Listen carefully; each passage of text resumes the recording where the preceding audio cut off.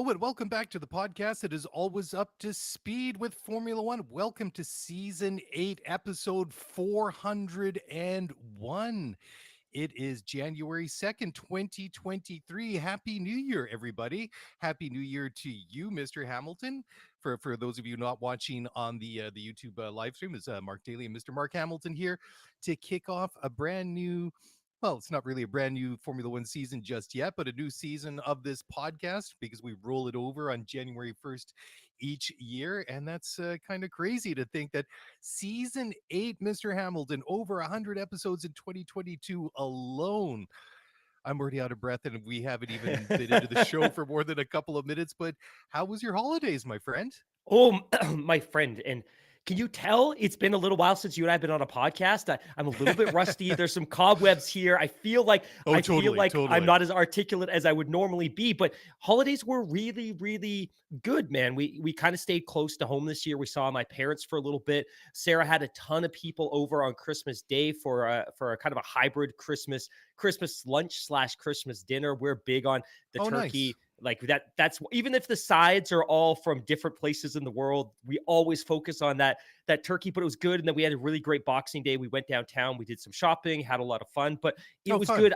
I was pretty miserable for part of it because I got really sick a couple of weeks ago, and then I got sick again on Christmas Day. But again, Christmas, when you have young kids, and you know this, it's all about the Yep. young kids and creating a great atmosphere, great experience for them. And I think we were able to do that. And my little guy right now is obsessed with basketball. And the only thing he wanted for Christmas this year was a basketball. And Santa Oh, brought him one. cool. So now he has about 17 basketballs. The house are full of them. We've got small basketball hoops in every room in the house. But we also bought him tickets to see the Portland Trailblazers on January 28th. So we're going to do that drive. And for anyone that's kind of interested, Wow, cool. Seattle's about 2 hours south of us, and Portland's about 4.5, 5 hours south. So we're going to drive Yep. down and see a Trailblazers game. But yeah, excited about that. My friend, you and I haven't spoken in weeks. You've been busy. I've been busy.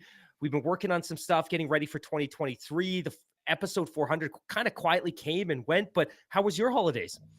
It was really good. I haven't been to work in over 2 weeks now, so I get like everybody else that took time off over the holiday period. It's back to normal here, pretty darn quick. But it was nice. We usually do something, but this time, much like yourself, we stuck close to home.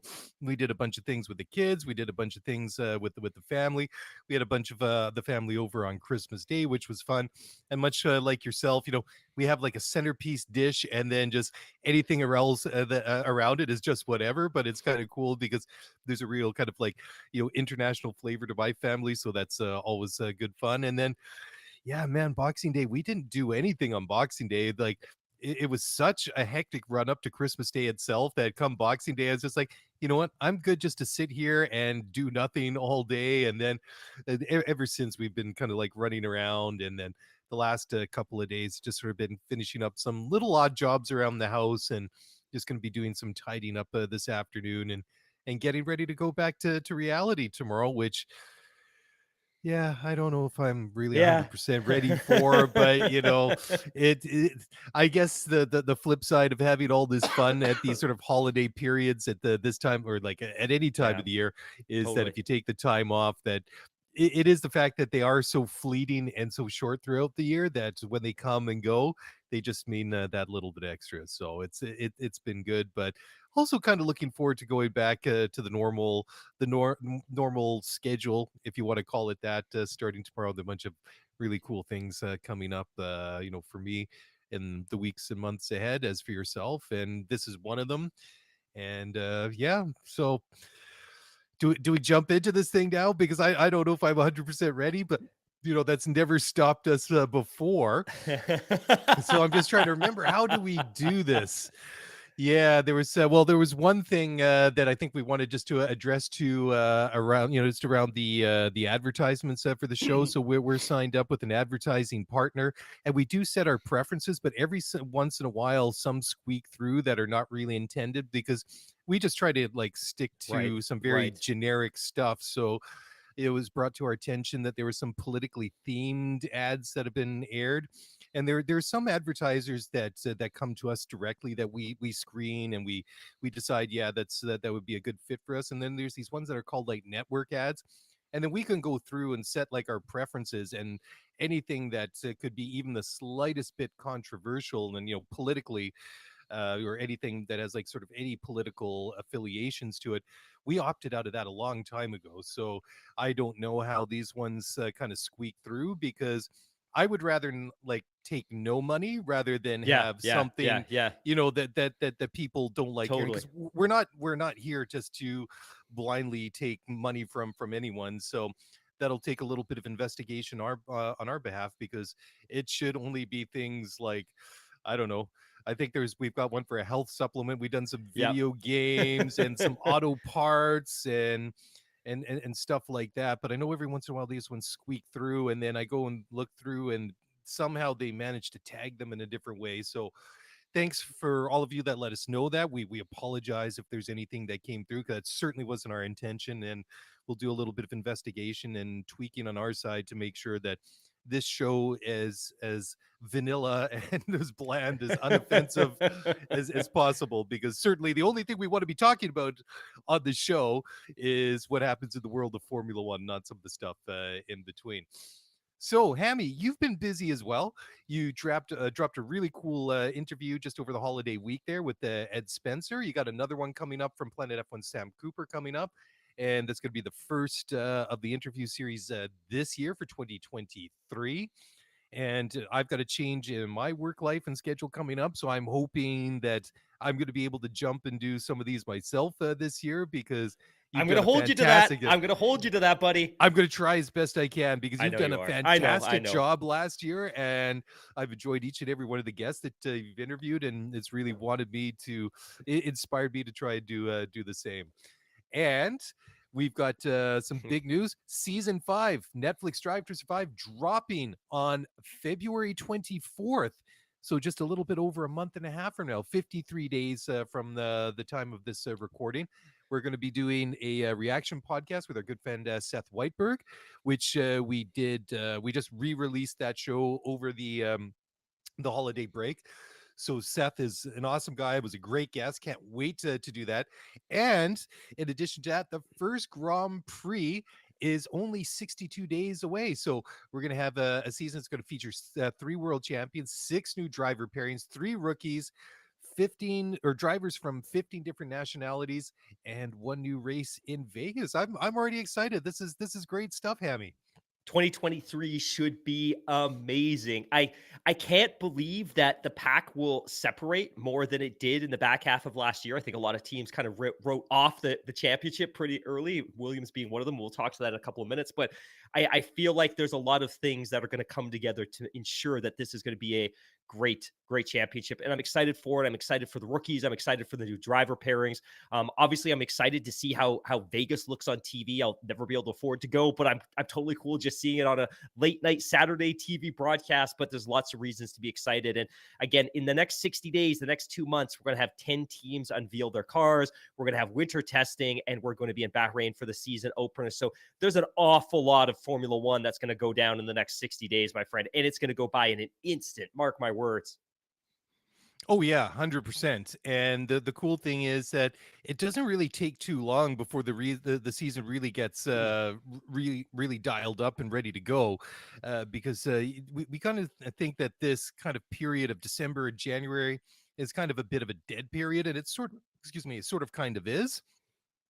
But then one hit with February, and you get like all these big launch parties and things like that, because it's usually, and there's no real rhyme or reason to how they do these car releases and these launches, but it always seems it's the smaller teams go first and kind of get everybody excited, and it's just like, oh, I can't wait till Ferrari or Red Bull or Mercedes do their launch. So that's only going to happen just over a month from now. You usually Valentine's Day, that middle-ish period of February, is when that usually starts to kick off. And There are you know 3 that have already been announced, and there's I 3 actually already announced. I was Oh my quietly god. Googling this in the background, so I did not know this, but according to F1.com, AlphaTauri Yep, is gonna go first, February 11th, there you followed by go. Aston Martin on February 13th, and Ferrari on February 14th.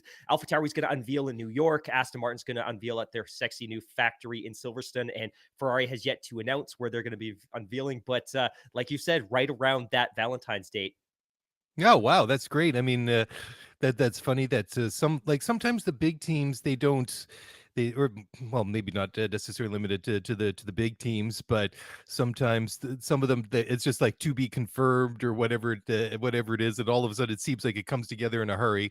And I'm sure there will be a couple of them like that. Cool. Well, that's great news. I'm excited about that already. Okay, so we got some listener questions. First of all, Jennifer in Glasgow, Scotland. Happy New Year, gents. Did any of you receive any great F1 related gifts to brighten your holidays? Did you give any great F1 related gifts? Thanks for a great show. Keep up the great work.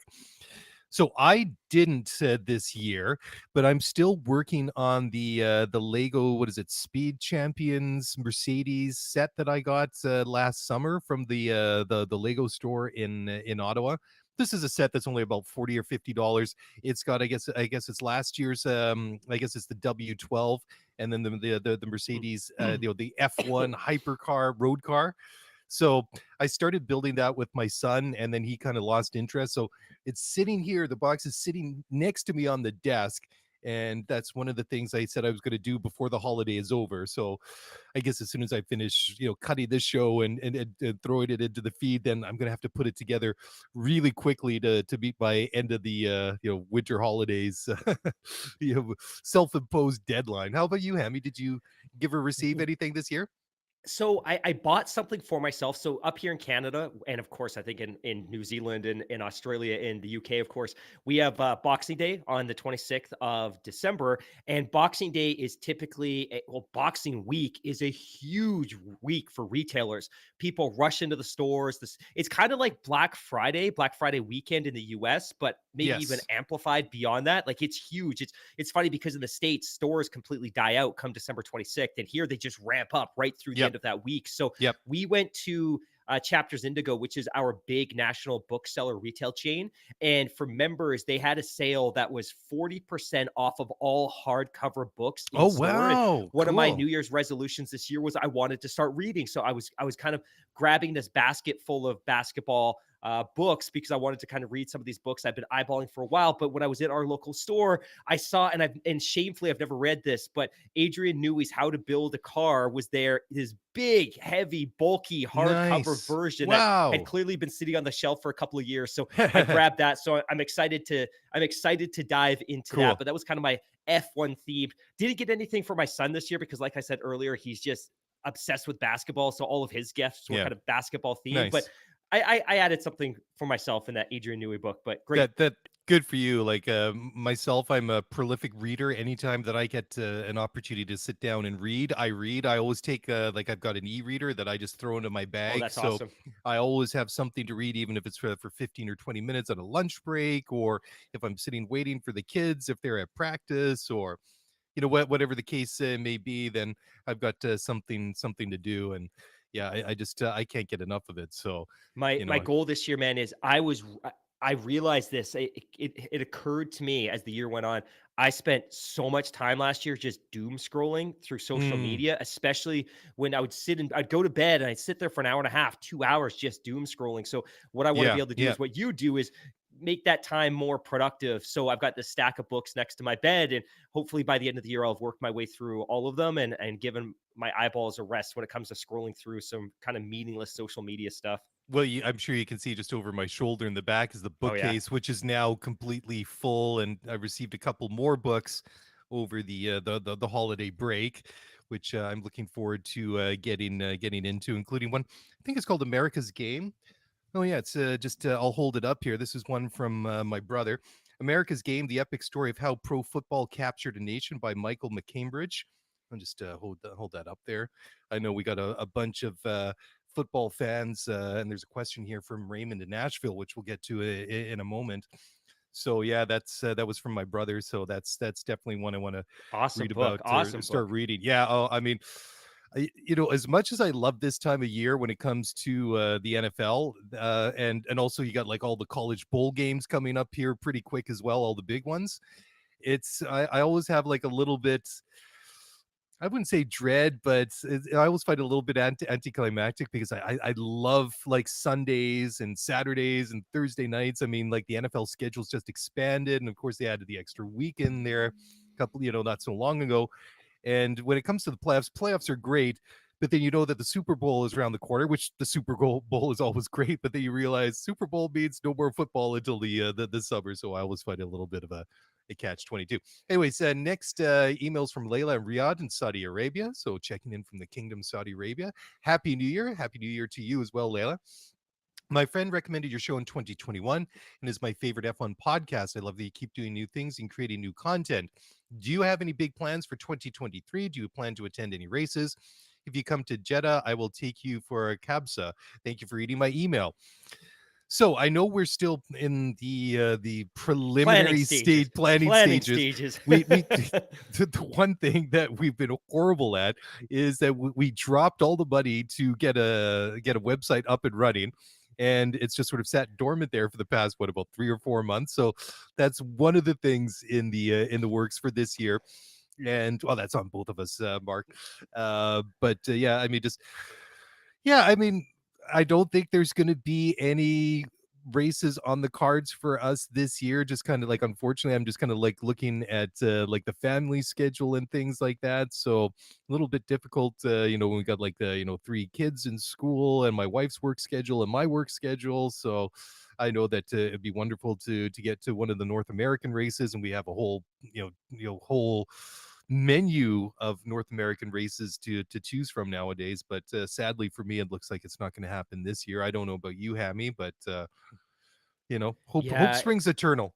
Again, not saying no, certainly not shutting down opportunities, but I think the inflationary pressures that I'm feeling, and I'm sure you're feeling, whether Oh it's yeah. property taxes or car insurance or your gas bills, they are just mind-bogglingly crazy this year. And I feel like our cost of living is such now that those kind of that discretionary spending that we may have had 2 or 3 years ago, certainly pre-COVID, where hey, yeah, we'll sign up to a Formula One race. Let's go here. Yep. Yep. Even though our income has grown, the cost of living has grown exponentially more, that it kind of erodes our ability to do things like that. So again, hopefully, I would love to do something, not saying no, but I don't think it's a slam dunk. And in terms of plans for the year, you and I were just a couple of days ago talking about the fact that we want to have a nice in-person planning session and kind of strategize what we want to accomplish for this year, because last year was a blockbuster year for the show. We did almost double the downloads that we did in 2021, which was Numbers. huge for us. And you and I Yep. had quietly had a number that we wanted to be able to achieve from a downloads perspective, and we that with a couple of weeks to go in the calendar. But I think looking at 2023, unless there's a really great championship, it might be hard for us to hit that if we just come and do our weekly Sunday and Thursday shows. So I think you and I want to plan to be able to do some great stuff. And I'm excited that obviously you've got some changes going on in your world that might facilitate you be able to do some cool stuff as well. So yeah, but great question. Yeah, absolutely. So we'll keep you guys posted as Mark and I decide or figure out what the road ahead looks like. Pun fully intended here. So last question is from Raymond in Nashville, and that kind of just ties into the book that I just shared with you. Question for Daly: who is your prediction for Super Bowl champion and why? Oh my God, that is a difficult question. I want to personally, I want to see a rematch between the Kansas City Chiefs and the Buffalo Bills. That fourth quarter and the end of that game last year, I think was some of the best football that I ever saw in my life. Watching 2 quarterbacks like Josh Allen and Patrick Mahomes going at it. I mean, just throwing haymakers at each other, to use coin a hockey phrase. I mean, just going at it, and that was just some exciting football. So I hope we see at some point during the playoffs that we see the Chiefs and the Bills collide at some point. I don't know if it'll work out that way. Two very, very exciting teams, two explosive offenses worth watching. Cincinnati Bengals and Joe Burrows. That is also a very interesting team to watch in the AFC. Then I don't know about the AFC South. I mean, you look at the Jags and the Titans. I mean, the Jags are leading that division, and they're only 8-8. So who knows? And then you look over on the NFC. Look at the NFC East. You got the Eagles, the Cowboys, and the Giants got into made the postseason just this past weekend. That's a pretty tough division. I mean, Eagles are 13-3, Cowboys are 12-4, Giants are 9-6, and you got Washington who are 7-8. I mean, that's that's a tough division to play in. look in the NFC North, I mean, the Vikings have been strong all season long, 12-4 currently. And then over in the NFC West, which is a division that I watch quite closely, because Seattle and the Seahawks are only 2 hours down the road. You got the 49ers leading that division at 12-4. And they had, like, basically on the very first snap on offense, you had young hot prospect Trey Lance, season-ending injury literally from the first play on the season. Jimmy Garoppolo comes back in. He does a great job for that team. And then a couple of weeks ago, he gets knocked out with the season-ending injury. And they bring in the rookie quarterback, Brock Purdy. I think he's won now, what, 3 games or 4 games in a row. So they're certainly a team to watch.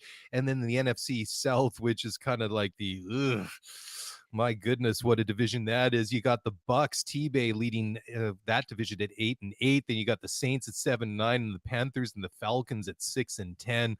And the thing is, I mean, you got the Bucks at 8-8. I mean, obviously leading that division.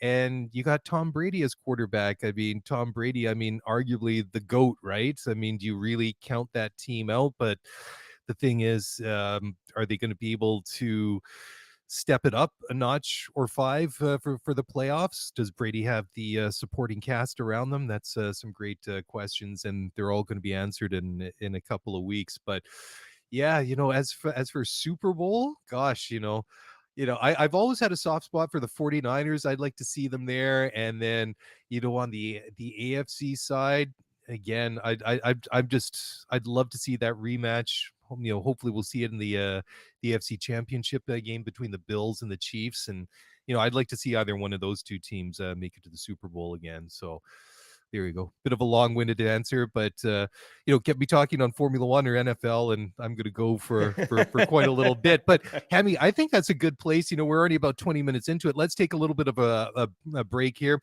We were talking some football. We were talking holidays. We were talking turkey.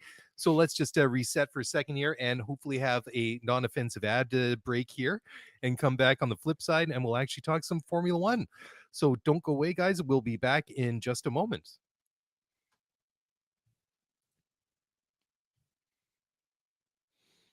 All right, guys, welcome back. And after 20 minutes of, I don't know, chit chat, what do you want to call it? Sort of warming up, kind of getting back into the groove after a couple of weeks, just relaxing.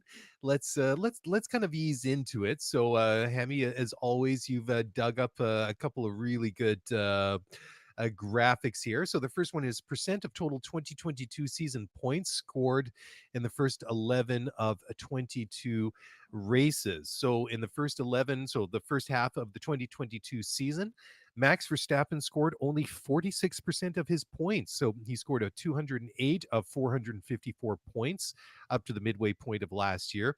Charles Leclerc scored 55% of his points, which is 170 of 308. Sergio Perez, Mr. Consistency, scored 50% of his points through the first half of the season, then scored obviously the other 50% in the second half. George Russell scored 47%. Carlos Sainz, 54%. So that's kind of interesting. Ferrari definitely, you can tell they were front loaded slightly and did better in the front end of the season than the back end. Lewis Hamilton scored 45% of his points in the first half of the season, so performed slightly better in the second half. Lando Norris 52%, Esteban Ocon 57%. Fernando Alonso scored only 36% of his points in the first half of the season, so obviously had a very strong finish to 2022. Valtteri Bottas did not do well in the second half of 2022. He scored 94% of his 49 points in the first 11 races and then had a pretty dry spell. Only scored 3 more in the 11 races to finish off the season. Danny Ricciardo scored 46% of his points, Sebastian Vettel 41%. And of course, that excludes a couple of races at the beginning of the year when he was sidelined with COVID. And then you have Kevin Magnussen scored 88% of his points, Pierre Gasly 70. Lance Stroll scored 17% of his 18 points in the first half of the season. Mick Schumacher got all 100% of his points in the first half of the season. And when he needed to deliver and defend that seat at Haas in the second half of the season, did not deliver a single point. So I guess not too shocking he didn't get his seat just renewed just based on that alone.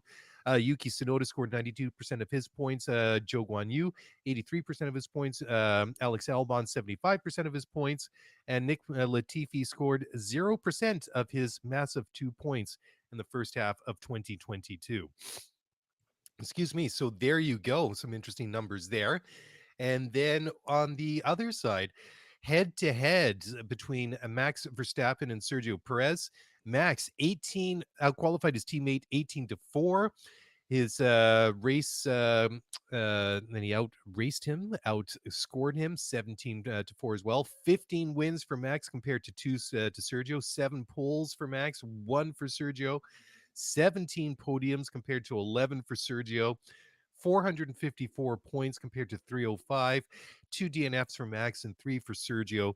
But all in all, some extremely massive numbers put up by that duet Red Bull. I mean, what a season they had, eh?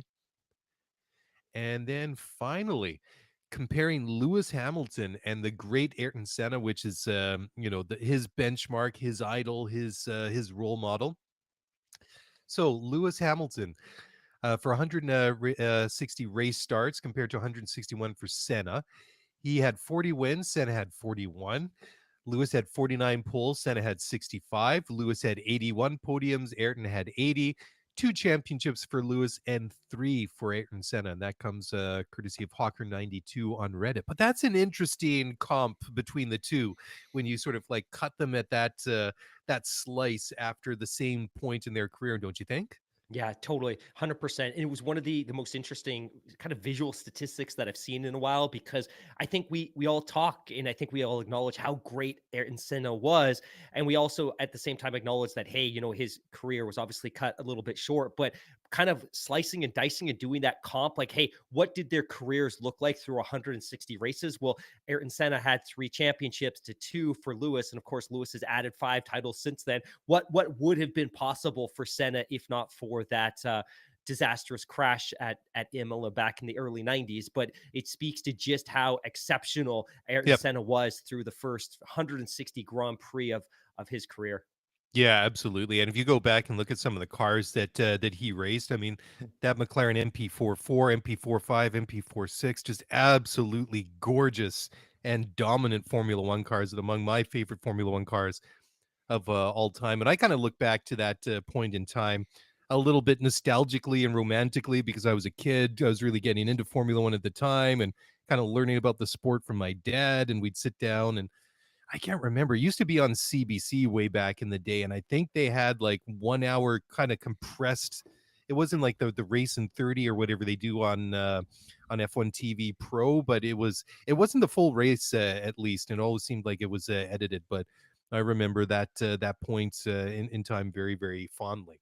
Okay, going over to F1.com, there was a cool article here from Lawrence Barretto, and he's made 5 bold prediction for 2023, and how many of these are going to come true. First of all, I admire Lawrence's boldness in making some of these predictions, and I love at the end of that headline is how many of these will come true. But there's some interesting food for thought here, and I really like how he's put this together and unpacked it. So let's go down Lawrence Barretto's top 5 bold predictions for the 2023 Formula One World Championship. So I'll just read them off, and then we'll unpack them as we see fit. So number 1. Lewis Hamilton will win his 8th driver's title. Number 2, Alpine will break into the top 3.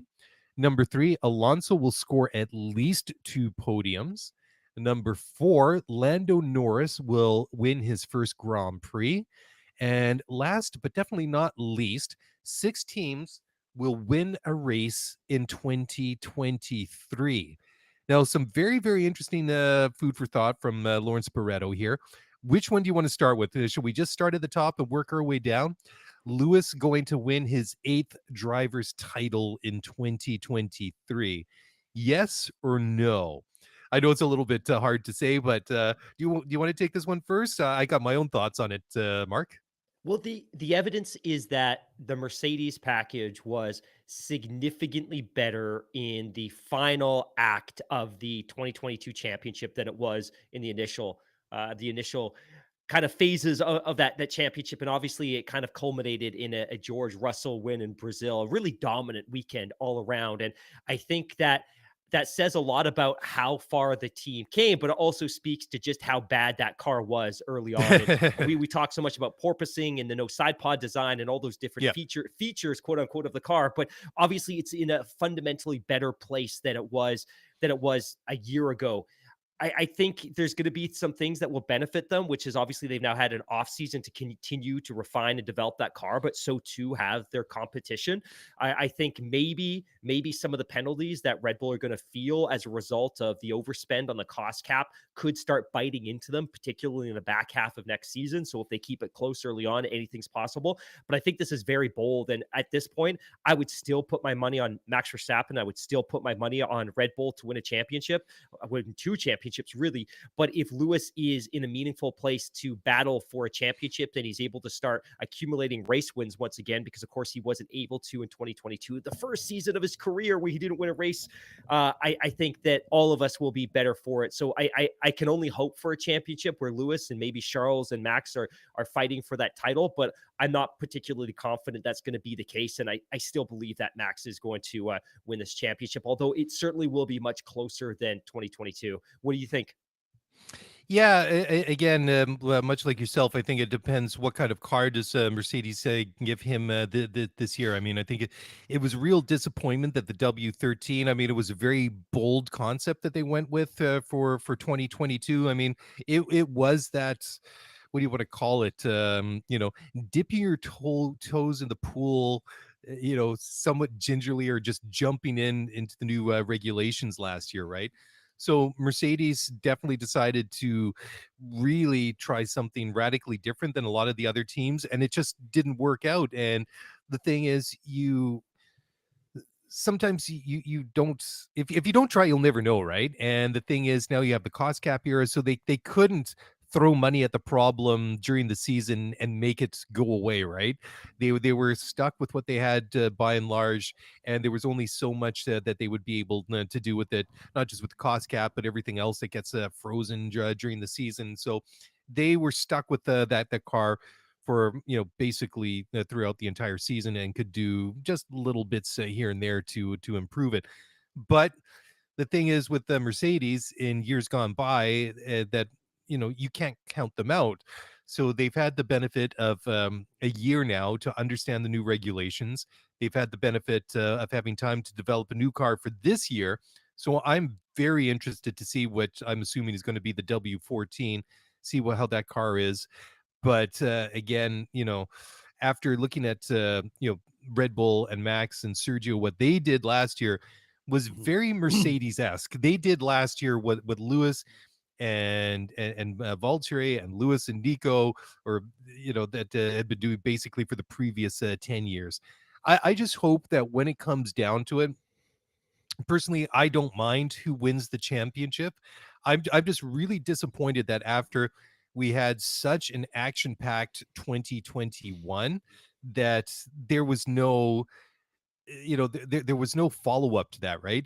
For me, it didn't necessarily have to be Lewis v Max, but it would have been great to, especially how it ended up in 2021 at Abu Dhabi, and all that drama, and the way that race and that season, that championship ended, would have been great to see that that rivalry reignited and go the length and breadth of the season. Didn't happen.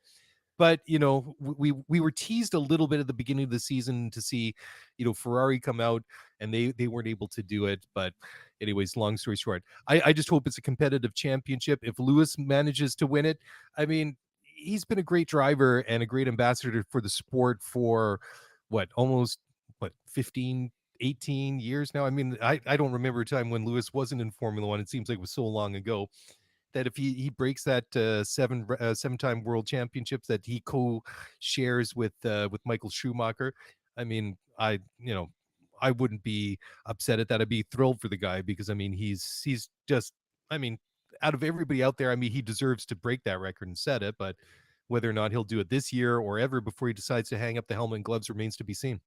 Marshall makes a really great point in the live chat, by the way, just in terms of the competitiveness for that driver's title this year. And he alludes to the fact, I'm just going to quote him here. George and LH are potentially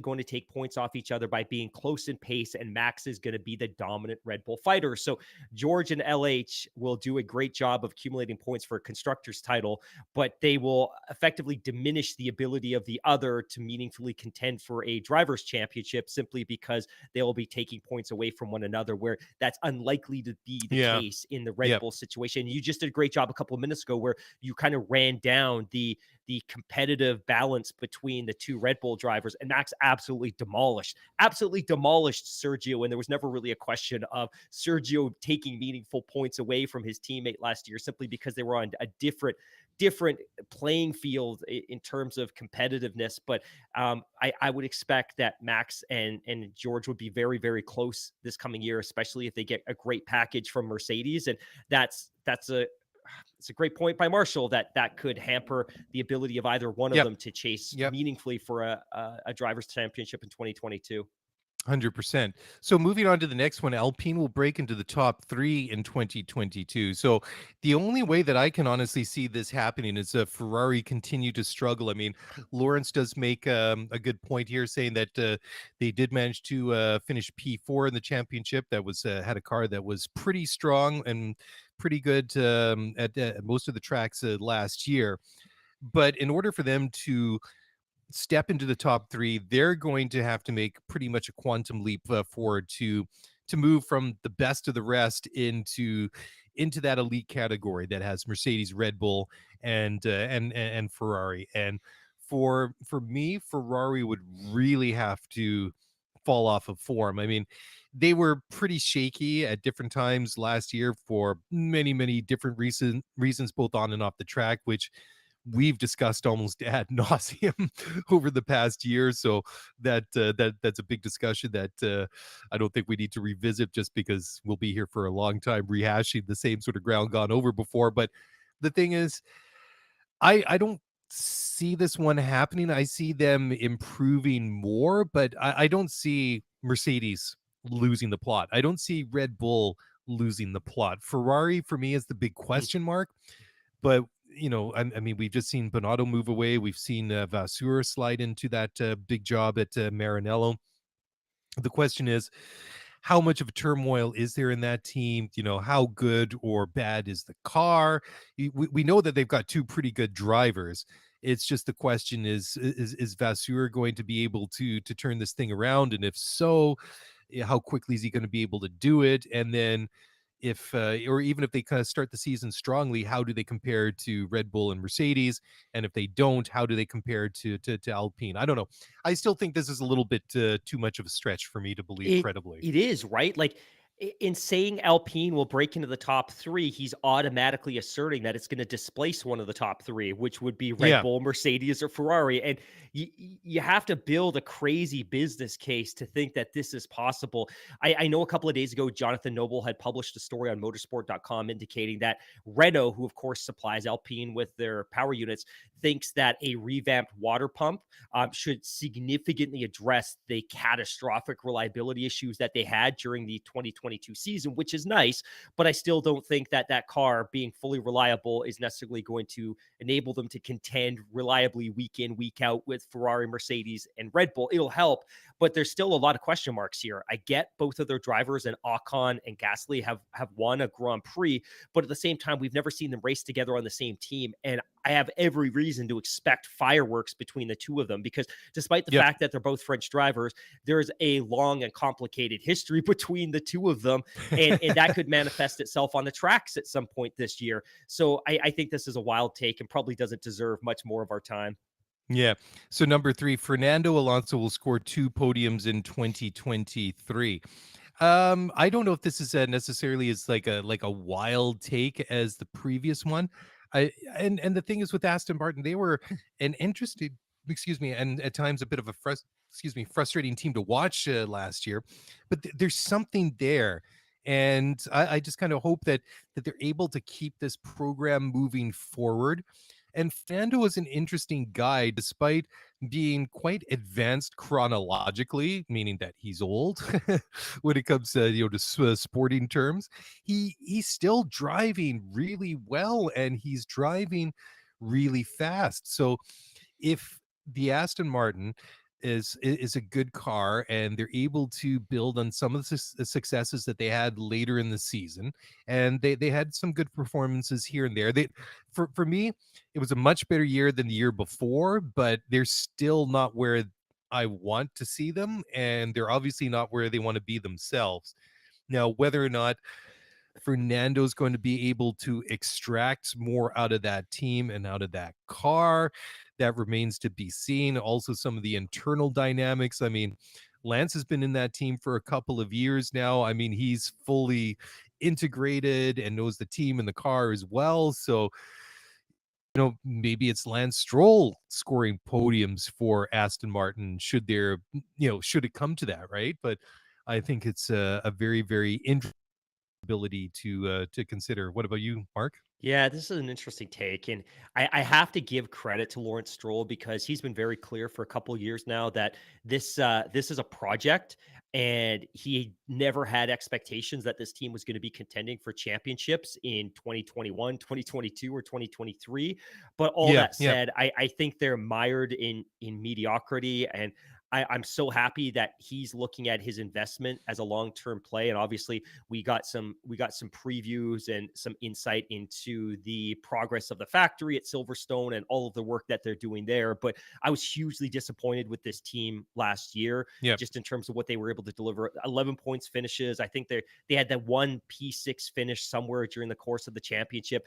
To suggest that Fernando Alonso is going to be able to come in this year and score a pair of podiums, I think we would all absolutely love to see that, but that implies that this team is going to take a quantum leap in terms of the development of this car. And of course, they're figuratively and literally at a disadvantage because they're a customer team and they need to be able to design the package that car around the power unit that's being provided by Mercedes.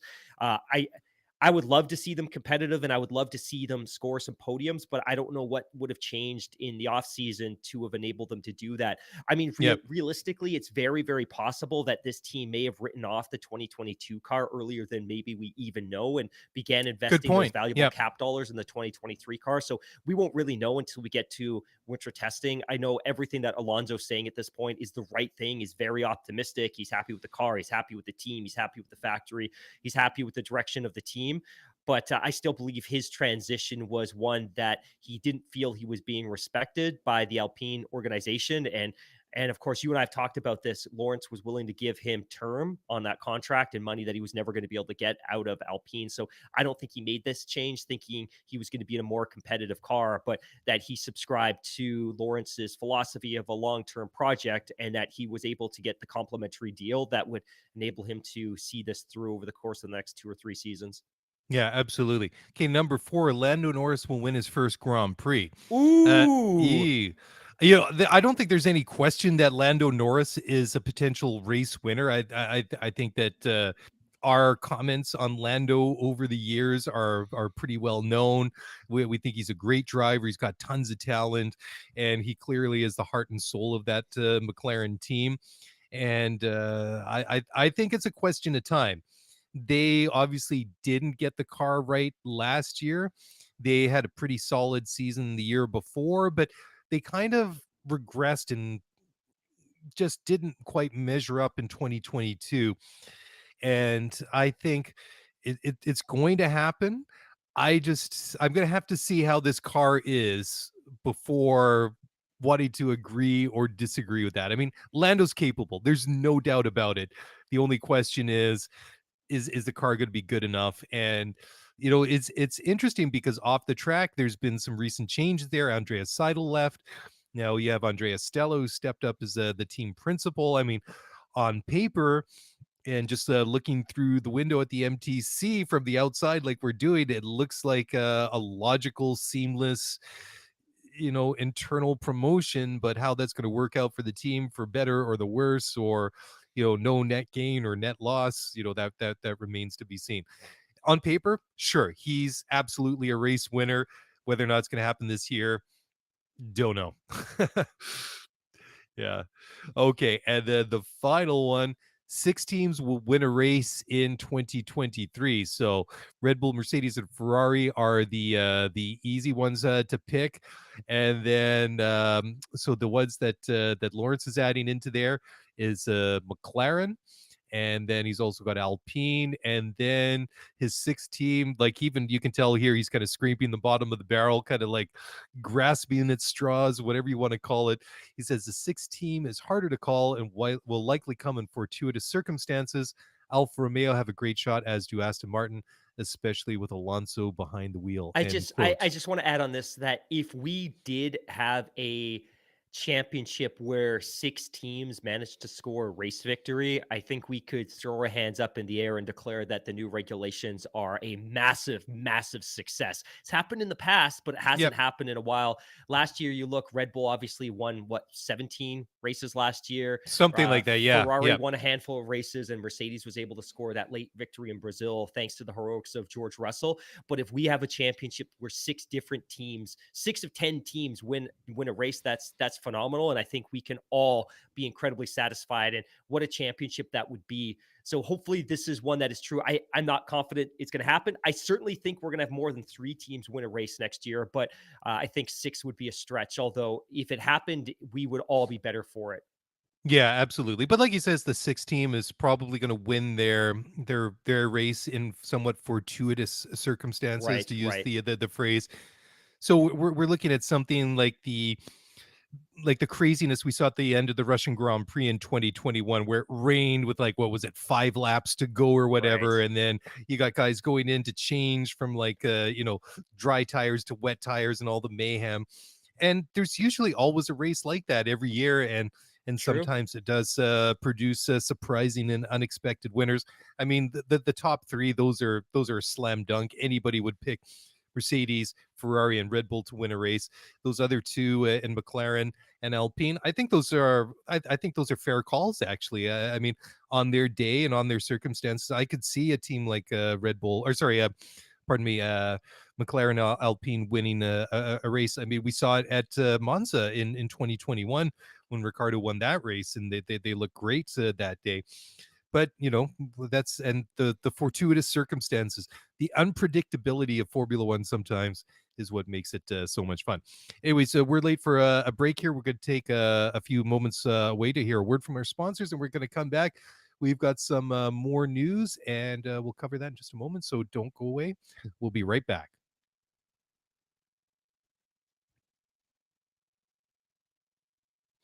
All right, welcome back. So, we are taking a look here at some of the news.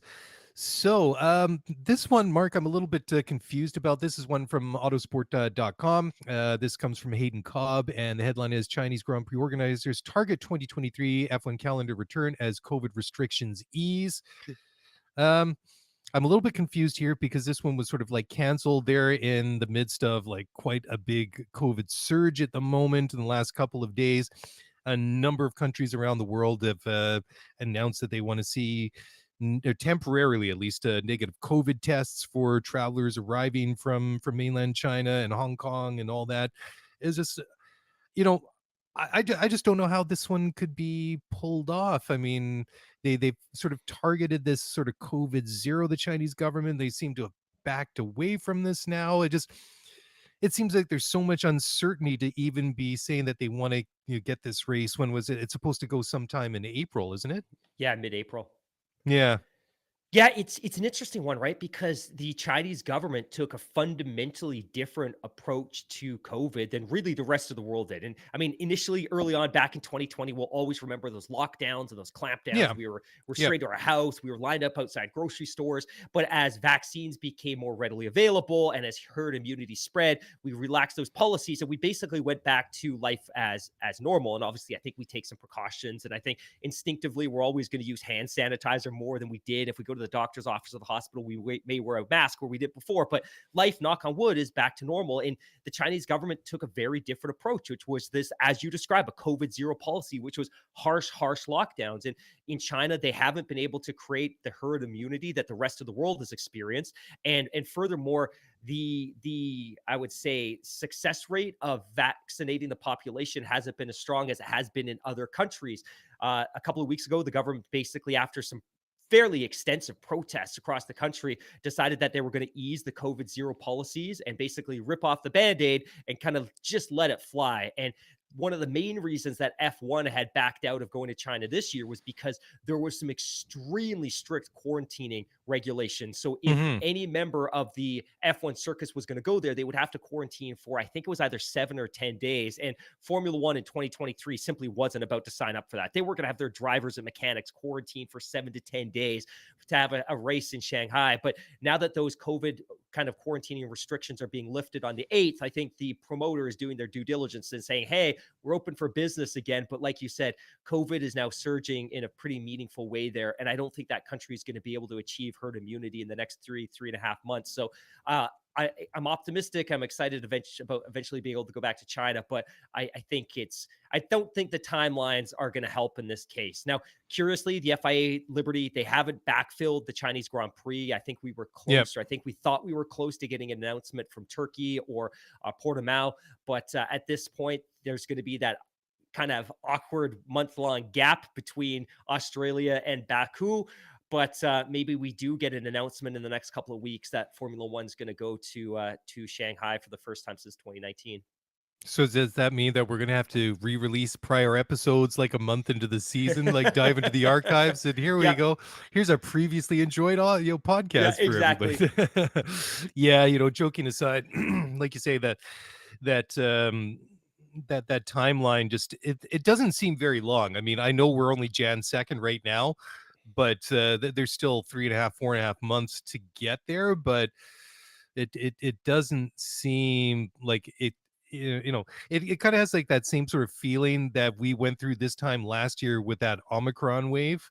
They kind of came through in the new year, and it kind of really went through. It was kind of intense for what, about like 2 months or 90 days, and then it Right. kind of eased off, and then we had some subsequent ones. It just, maybe they're going to go through something similar in China, but to kind of get to the point where everybody would be comfortable and getting everything to to line up properly. It seems like the time frame is too short. Who knows? But it just seems very strange compared to, we talked about this one in one of the last shows we did last year before we kind of backed off on the weekly news show over the holiday period, where we were talking about that. It's like, yeah, we're gonna have a couple of races, then we're gonna have like basically the entire month of April off before we get back to racing in the beginning of May at Baku or wherever it is at that point in the season. So we'll watch this one. I will literally be shocked if this one goes ahead, because like you say, it just makes so much more sense that if they're, this one's not going to go ahead, call in Turkey, call in Portugal, call in Mugello, or one of these other fantastic racetracks that have filled in over the past couple of years, if we can't go to the Shanghai International Circuit. So we'll see. Okay, next one. So Audi is aiming for Formula One wins by 2028. So that is 6 years from now. They don't have a car, they don't have an engine, they don't have a team, they don't have drivers. They have, well, they've got some things, but I'm being a little bit over dramatic, considering they are not going to be on the grid until 2026. But even saying that, there is a lot of work for Andreas Seidel, the Audi team, to put this program together, to build a power unit, to build a car, to start getting this thing going, even just before they get to the grid in 2026. So basically, what they're saying is going to race in 26 and 27, get 2 years of racing under their belts, learn the car, learn the engine, learn the sport at that point, and by year 3 of that program in 2028, winning races. It's a great goal to have. It's going to be fun to watch. I don't know if that's going to be possible, but you know, I you know, I think they might be able to do it. I don't want to say no. I think it might happen. I don't know what you think, Mark. Yeah, I think it's a distinct possibility. And I'm reading here from racefans.net. But Adam Baker, the CEO of Audi Formula Racing, says the manufacturer expects to be competing to wins or competing for wins by its third season of Formula One. Audi, of course, will enter F1 in 2026 as a power unit supplier to Sauber, which, of course, will become the Audi Works team. And he quotes here, and this is what I think is really interesting.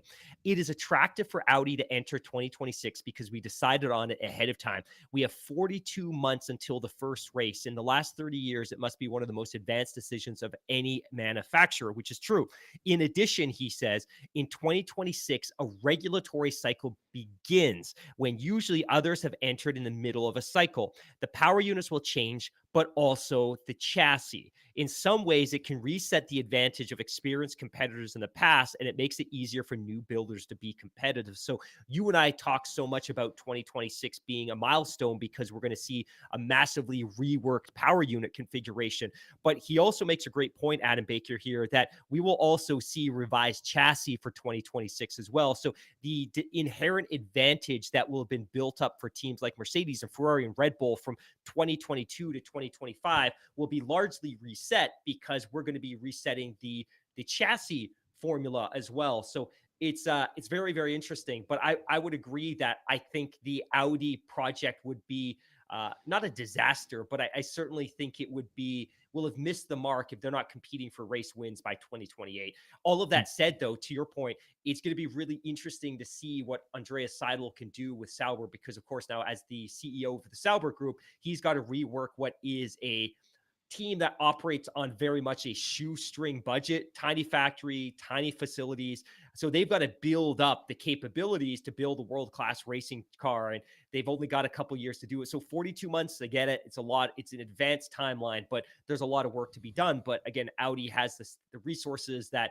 a typical team wouldn't have. So it's going to be fun to watch. And I Yeah. would say that if they're not competing for race wins by 2028, it'll be a disappointment. Yeah, and they do have the pedigree in motorsport, right? Just not in Formula One, at least not Right. in modern times. But the some of the pictures of the mock-ups that they have, I mean, it's just a sexy looking mock-up. I mean, it's not even real race cars. So, at least from a PR and marketing point of view, they're designing some nice things to look at. But yeah, I mean, if they don't have success, then it is definitely going to be a disappointment. But look at a Mercedes. It took them several years before they got it figured out. And boy, when they got it figured out, there was no looking back. And that's why I think that the 2022, I mean, maybe to say is an unprecedented disaster might be maybe a little bit too far, maybe a little bit too harsh, but after the bar that they've set since the start of the V6 turbo hybrid era back in 2014, it certainly was a massively disappointing season for Mercedes, and I think Audi must be using them as some sort of like model, right? That they're going to try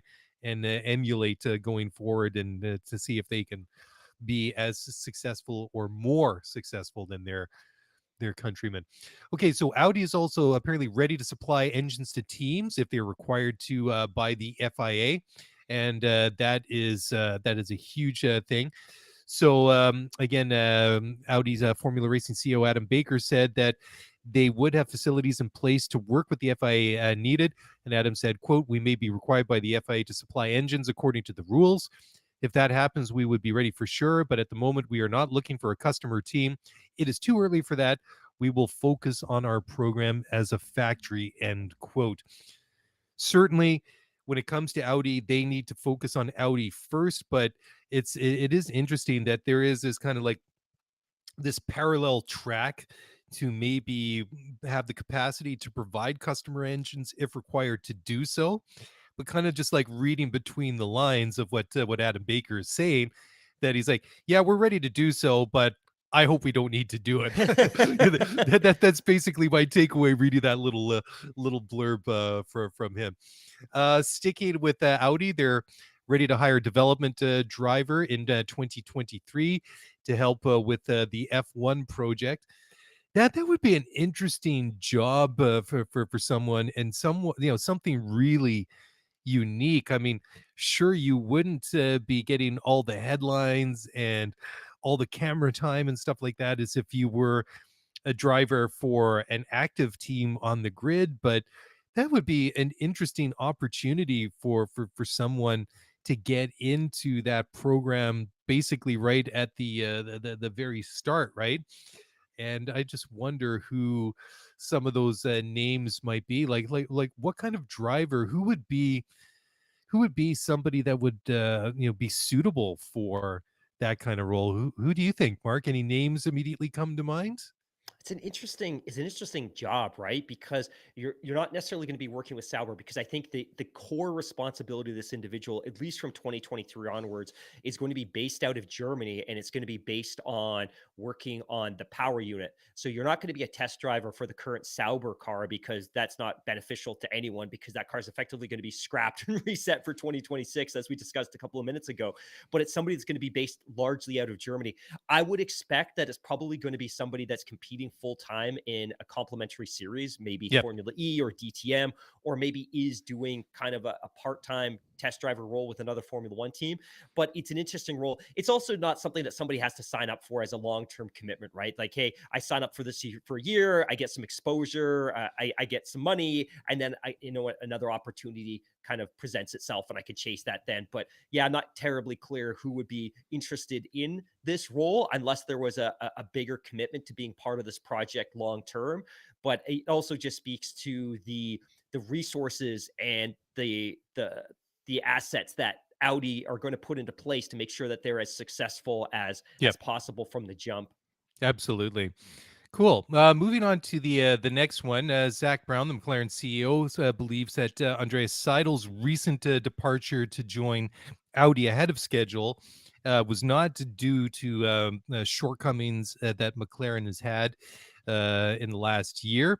He feels that the transition to Andreas Seidel, or pardon me, Andreas Stella, the as new team principal, is going to be somewhat seamless. And he said, and this is according to an article written by Luke Murphy on racingnews365.com. Zach Brown said, quote, absolutely, I don't think we're going to miss a beat. I think that all these racing teams are into a big team effort and should be stronger than any one individual. I think Andrea has a tremendous amount of experience and in many ways was already leading the team. He runs the race team at the race weekend. He's very well respected by the drivers, very hands-on, very technical. So I'm excited, and I think Andrea is going to do a great job. And I don't think we're any weaker. We're just different. End quote. So he goes on to say that he he that Seidel's recent departure for Audi wasn't because of any issues that he had with the team or any performance, and he'd actually given Zach notice that he'd be leaving for 2026. However, they decided to spool things up a little bit quicker ahead of schedule at Audi, and I think that it just kind of works out the way that it did. I think that what do you think, Mark? Do you think that McLaren and Brown were wise just to kind of like rip the bandage off and let Seidel leave now rather than later, and then just if there's any issues that they have with the change in leadership, just deal with it up front rather than down the road somewhere? Yeah, I agree with that. I wanted to kind of step back a couple of points, because as you were speaking, it kind of occurred to me that Brown in this story comes across as maybe a little bit defensive. And again, I'll read that header again. But Brown exclusive: Seidel exit not due to McLaren shortcomings. But when you think about it, Andreas Seidel's new role really trumps that of Zach Brown in a pretty meaningful way, right? Like, Zach Brown is overseeing the racing project at McLaren, and it's a prestigious racing fat team, and we all love the MTC, and they've got championships in their belt. But this is also a team that's significantly saddled in debt and is also a power unit customer team. They're not a works team.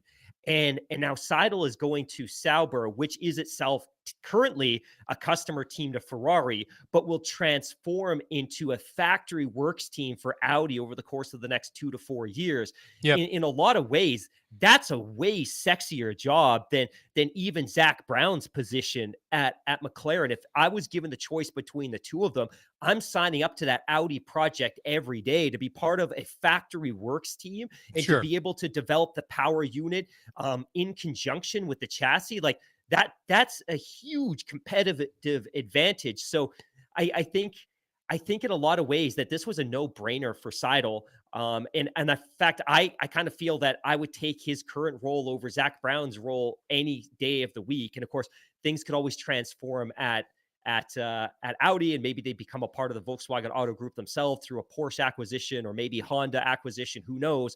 But I just feel like Seidel's got a way sexier job, and it's a way more elevated responsibility because one, he's going to be responsible for an organization that's developing power units and will presumably also have to be responsible for coordinating relationships with customer teams, which we spoke about a couple of minutes ago. So while I doubt he necessarily left McLaren because he woke up every day aggrieved because they weren't a works team, the fact that there was an opportunity to lead a works team was one that nobody would have ever been able to resist.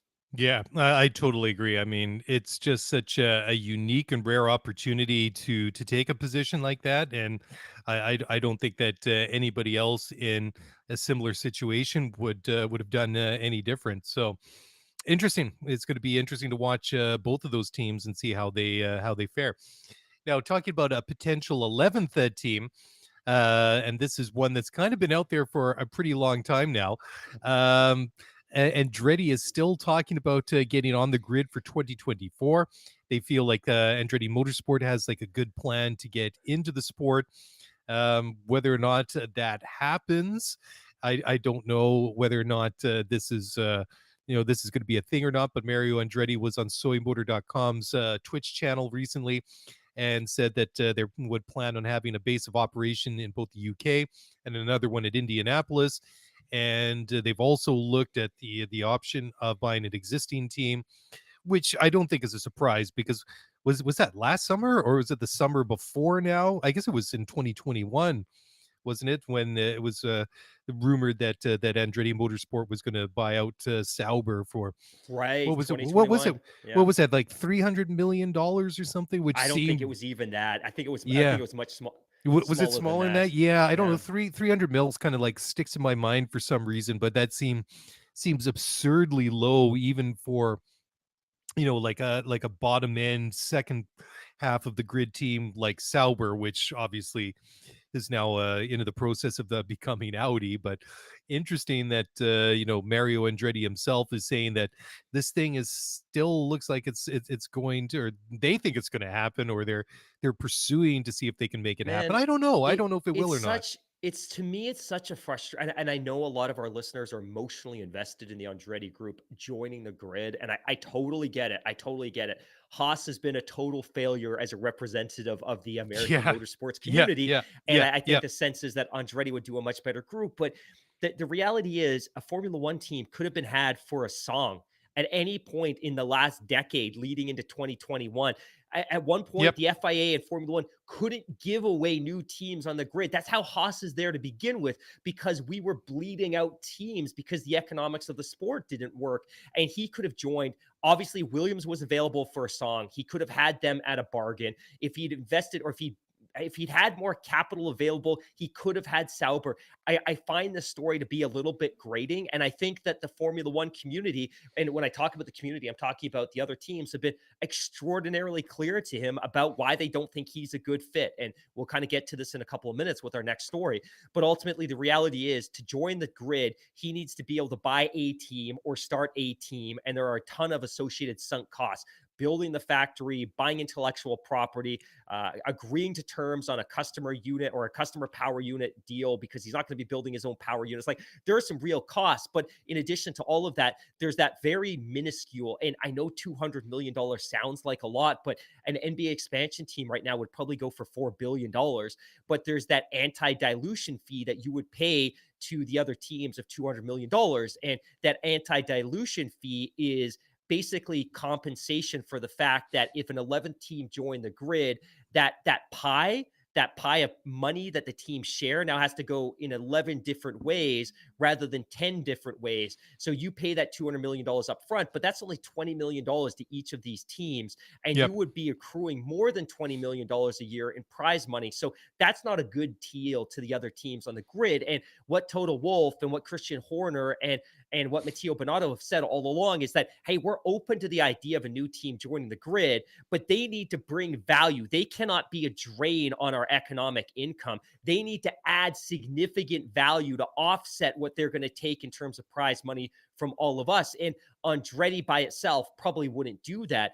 Andretti as a works team to a new OEM joining the sport would definitely do that. And I just don't think that Andretti's been able to provide a financial business case or a financial study that indicates that, hey, we would add financial value to the sport as opposed to just being a drainer on the income that the sport already has. So while he's optimistic he'll be on the grid in 2024, I don't think that's realistic in a heartbeat. And he shouldn't be aiming for 2024 anyways. He should be doing the exact same thing that Audi's doing, which is joining when we reset the power unit and the engine Yeah. or the Yeah. chassis formula, so that competitive advantage that was built up by the other teams is largely reset. That's what he should be doing, but he should be doing everything in his power to entice somebody like Ford or Hyundai into the sport and building Yep. a works partnership there. So I get frustrated by this because I'm like, if you really wanted this, where were you in 2016, 2015, 2014, 2018, when there were teams available and there were grid slots available? Now you want to be a part of this because the sport is exploding in popularity. But at any point in the last decade, you could have been involved for a Swan. I just think his pathway to joining the sport is as a works partner. Yeah, that seems like the logical path forward, but that really segues nicely into the next story. That FIA President Mohammed Ben Sulayem said on Twitter earlier this week, "quote I have asked my FIA team to look at launching an expression of interest process for prospective teams for the FIA F1 World Championship." So basically, this would be a vetting process, would it not? Because I Exactly. I I'm all for adding teams to the grid only if they're financially stable, if they don't become a drain on the sport. All the things that you just said when talking about like Andretti, and you can just cut and paste any other name into that sentence just because I don't want to pick on Andretti just needlessly, Yeah. right? Yeah. Yeah. Yeah. But I think this is a good idea because I mean, if you go back far enough, there was a time in Formula One where there was heaps and heaps of teams, and you had like a pre-qualifying session just to qualify for the race. And there were some teams that rarely even made it out of qualifying to qualify for the race itself. I mean, these were teams that basically were a bunch of guys in a garage with a car. You kind of show up to a race weekend. They didn't even really have a realistic shot at making the grid for a Sunday, let alone of scoring any points or a race victory. And I certainly don't want to see the sport return to that. I think that it's been going in the right direction for the past couple of years. I think that generally speaking, I think that together, I think that the teams, the FIA, I think, and Liberty Media, the commercial rights holder, I think that they've all done a pretty good job to steer this ship in the right direction, go through a pandemic, and put down some pretty good foundations to keep the sport in a good place now and for years to come. And I don't want to see anything upset that. So I like this initiative from Ben Sulayem, and be interested to see how it develops. Darn right. And this is, Yeah. and I'll just add, this is what Andretti's always wanted, right? Is he wanted this official bidding process. So now he can come and he can do that financial presentation and that official expression of interest, and he can pitch the business case. But what it also does is it says to the world that if there's anybody, sorry, I keep hitting my mic here. I'm so excited to get this topic. But it also says to the rest of the global motorsports community that, hey, this is an official vetting process. And if you're interested, come and line up now. It does make me wonder though that I kind of feel that the FIA and Liberty have kind of been kicking the Andretti expression of interest down the road because I Feels that way, think yeah. I think that they thought that maybe there were a couple of other OEMs that were interested in joining, and they were trying to reserve that grid slot for them, whether it was some Mm. sort of Ford Union, Porsche, or Hyundai, that they were like, hey, look, we're open to kind of adding teams, but if we've got a choice, we want to add a kind of a works team. We want to add an OEM, not an independent. But maybe that didn't come to fruition, and now they're like, okay, well, if those things aren't going to happen, let's do this official expression of interest or whatever they're kind of kind of calling it, but Yeah, it'll be yeah, interesting to see who steps up. And again, the other thing here too is there's still no guarantee that you can come to the FIA to Liberty and you can pitch your bid to join the grid, but there's no guarantee that you're going to get that team. You're going to have that 11th slot on the grid. yeah, yeah, 100%. Okay, a couple quick stories to wrap this one up for show of 2023, season 8, episode 401. And the first of those couple of stories is apparently Williams stopped developing their 2022 car when P10 looked certain.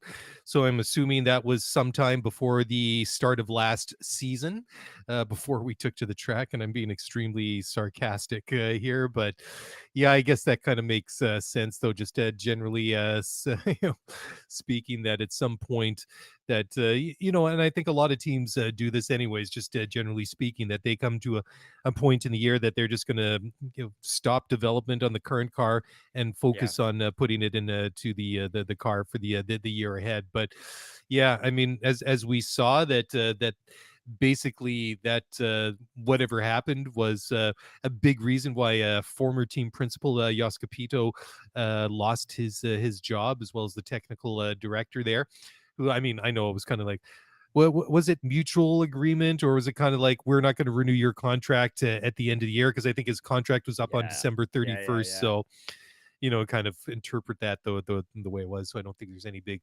shock in that announcement that they decided to stop developing that car. And the final one, I don't think this is a really shocking admission, but Lewis Hamilton, seven-time world champion, was did a piece for Bild in Germany, and he said that among other things that they haven't started talking about. A new contract at Mercedes. He said that himself and Toto Wolff have indicated a desire, as it were, to continue working together. And then Hamilton did go on to say, quote, sometimes you wake up and have this feeling, I don't want to do it anymore. And sometimes you wake up and think, I can still do things, can do other things for the rest of my life. There definitely is more that I want to achieve. It won't be very long time now, but I definitely will stay, end quote. So it makes me kind of wonder, is the next contract that Lewis signs with Mercedes going to be final that final contract? Is that going to be his last one in Formula One? I mean, I'm sure that he will be affiliated with that team, like in some sort of ambassador role at the very least for the rest of his life. I mean, I think, didn't he just say that a couple of months ago that, or very recently, that he feels that he'll be involved with Mercedes in some capacity for the rest of his life? I think that was basically the quote. But I just kind of wonder, when he does make that, or they make that announcement, which I think will happen at some point, that it will be his final contract in Formula One, which will be kind of a sad milestone in a way. But I mean, everybody does kind of walk away from things at some point. I think that I think we all know that Lewis has lots of other interests away from the track, and I wouldn't say that Formula One detracts from that, but I think at some point Lewis will be like, I think I've done everything I want to do here, and it's time to go on explore all these other areas in my life, and where I can make contributions and whatever it might be, right?